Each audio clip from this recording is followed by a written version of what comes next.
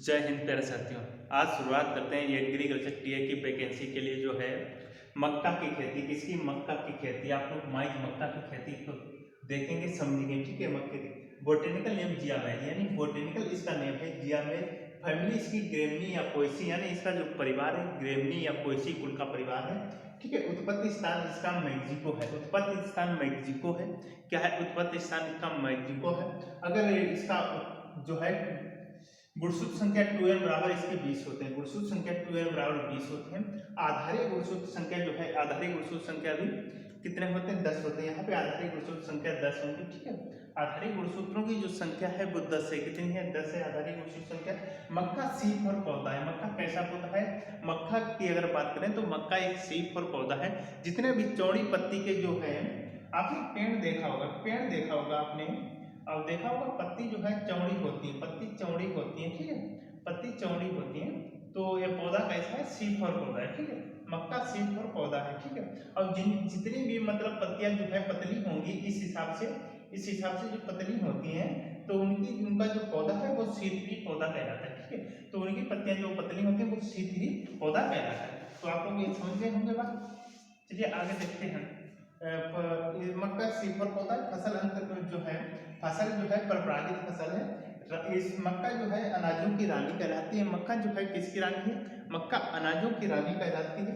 दाना इसका कैरियाप्सिस होता है। कैरियाप्सिस प्रकार का दाना होता है। जलवायु इसमें गर्म होती है। जलवायु इसमें गर्म होती है। प्रोटीन 10% होती है। जलवायु कैसी होती है?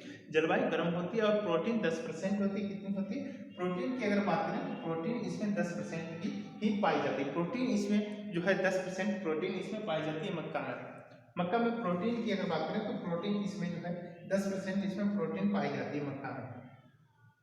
अगर कार्बोहाइड्रेट की बात करें, कार्बोहाइड्रेट कार्बोहाइड्रेट कार्बोहाइड्रेट इसमें 66% पाया जाता है, ठीक है। प्रोटीन की अगर बात करें तो 10% और कार्बोहाइड्रेट मक्का में जो है 66% कार्बोहाइड्रेट की मात्रा इसमें होती है। 66% कार्बोहाइड्रेट की मात्रा होती है।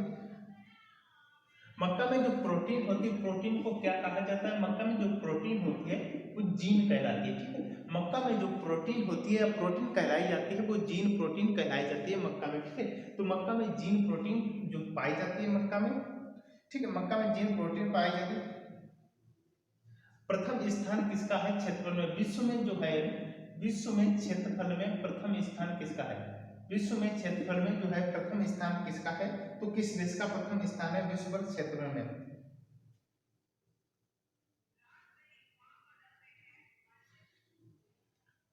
तो इसका किसका स्थान प्रथम है? तो प्रथम यूएसए का है, द्वितीय चीन का है, द्वितीय चाइना का है, द्वितीय चाइना का, और तीसरा आपका है, तीसरा किसका है? मैक्सिको का।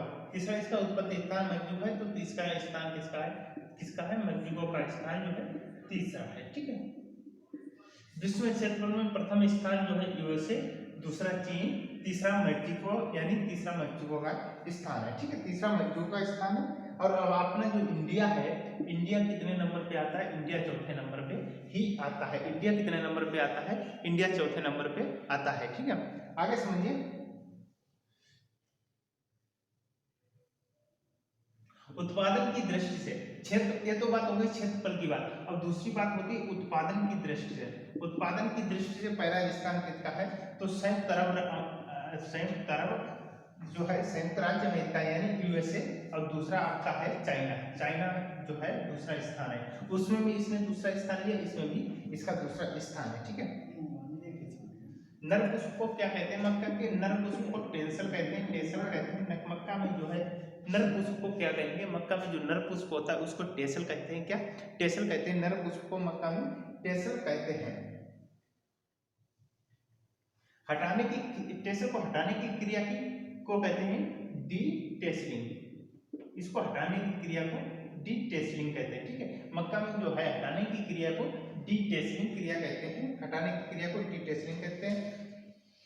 मादा पुष्पकर्ण को क्या कहेंगे? मादा पुष्पकर्ण को जो है सिल्क कहते हैं। क्या कहते हैं? सिल्क। मादा पुष्पकर्ण को सिल्क कहेंगे।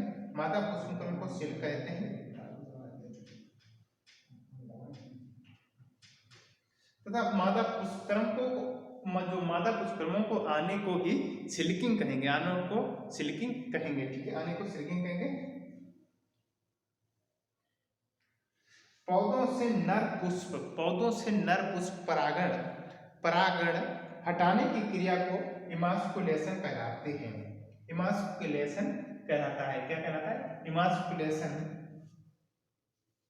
कल बात करेंगे यानी जियामेज इंडुरेटा की। जियामेज इंडुरेटा मक्का में कई प्रजाति होती हैं, तो कल दूसरी प्रजाति की बात करते हैं। चलिए, जय हिंद। आप लोगों को क्लास पसंद आए तो लाइक शेयर सब्सक्राइब तो करते रहिए। धन्यवाद। मिलते हैं नेक्स्ट टाइम। तब तक के लिए टाटा बाय।